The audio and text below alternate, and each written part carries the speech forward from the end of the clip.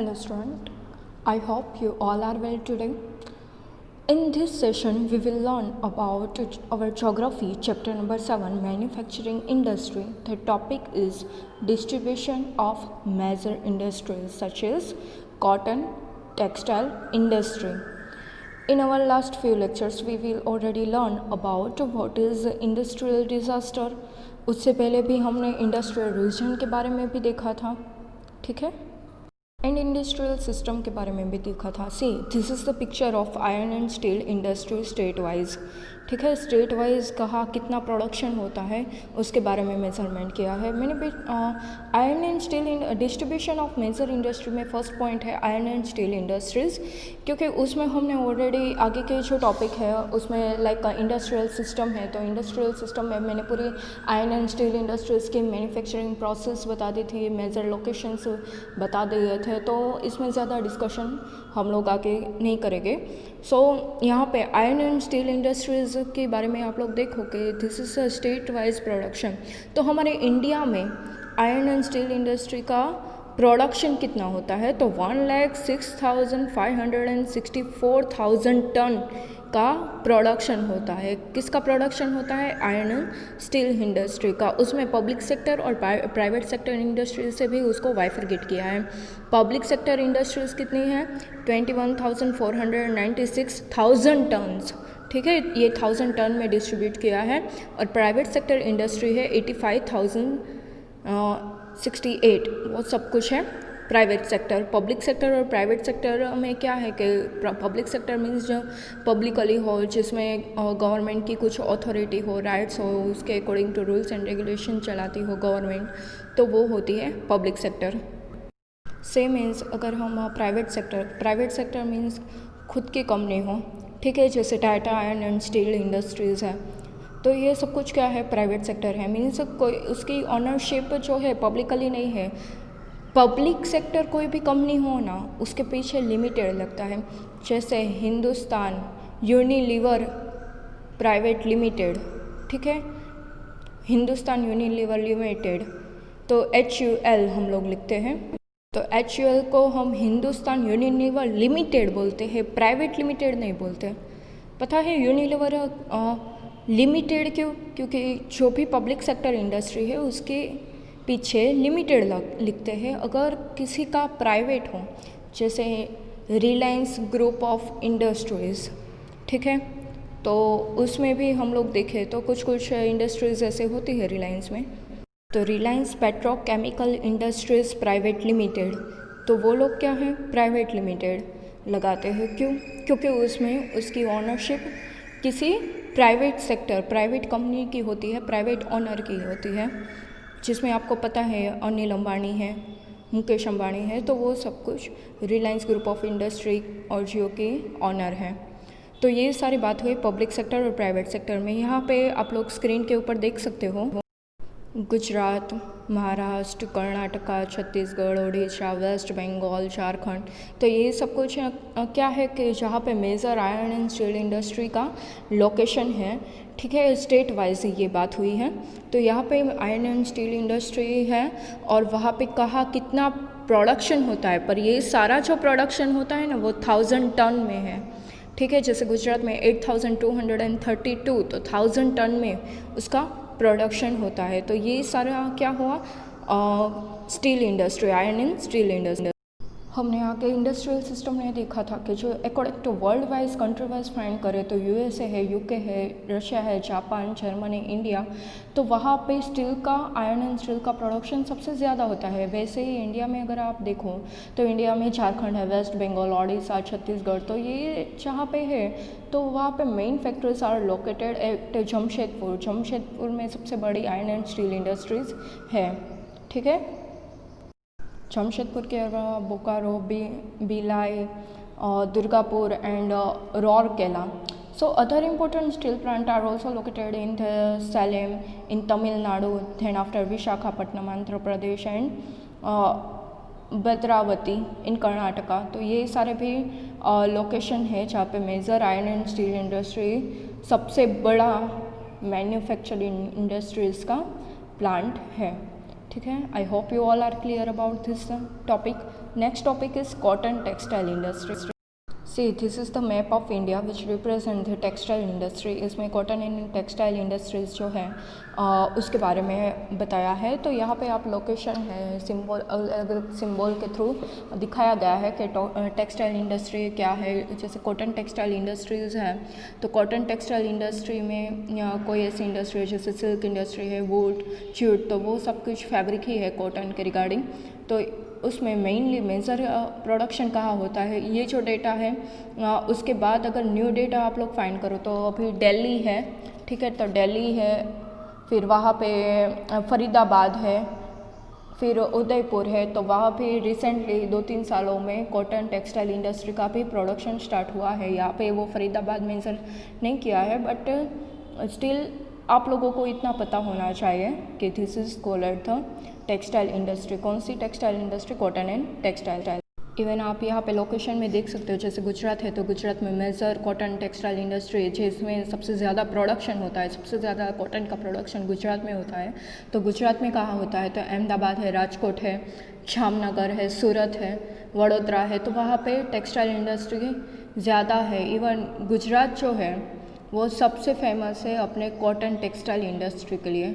उसका production fabric, mostly fabric जो है गुजरात में प्रोडक्शन होता है। ग्रेजुअली हम अगर देखें तो इंडस्ट्रीज़ डेवलपमेंट जो है टेक्सटाइल इंडस्ट्री को लेके, तो USA, India, China and Japan, ये सभी जो कंट्री है वहाँ पे सबसे ज़्यादा कॉटन टेक्सटाइल इंडस्ट्रीज़ का प्रोडक्शन होता है। अभी कॉटन टेक्सटाइल की बात होती है तो कॉटन टेक्सटाइल की प्रोडक्शन प्रोसेस कैसे होती है, कैसे कॉटन होता है, कॉटन में से पूरा फैब्रिक बनता है, वो पूरी प्रोडक्शन प्रोसेस हम एक वीडियो क्लिप थ्रू हम लोग देखेंगे। So let's start.